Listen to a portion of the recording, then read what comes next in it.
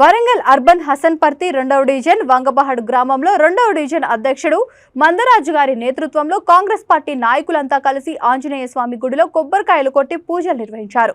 వారందరూ కాంగ్రెస్ పార్టీ బలపరిచిన ఎమ్మెల్సీ అభ్యర్థులను పురస్కరించుకొని సంతోషం వ్యక్తం చేశారు.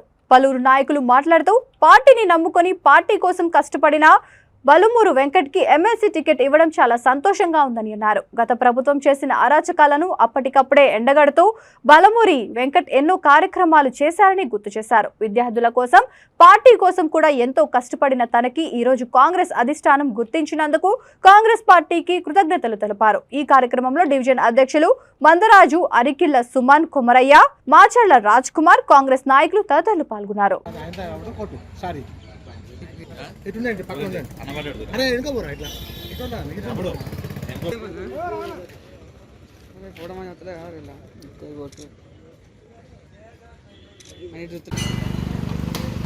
గ్రూప్ ఫోటో మంచిగా గ్రూప్ ఫోటో పైన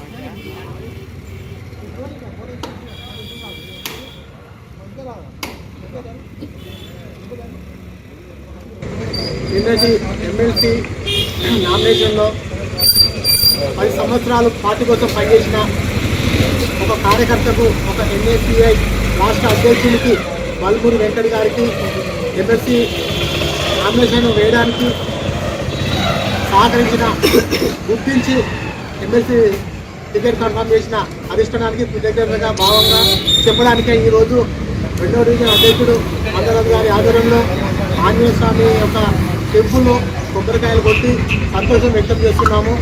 ఎందుకంటే నిజంగా ఒక పార్టీ కోసం కష్టపడిన కార్యకర్తలు గుర్తించినందుకు సోనియా గాంధీ గారికి, రాహుల్ గాంధీ గారికి, రేవంత్ రెడ్డి గారికి, అదేవిధంగా రాష్ట్ర నాయకత్వానికి హృదయపూర్వక ధన్యవాదాలు తెలుపుకుంటున్నాము.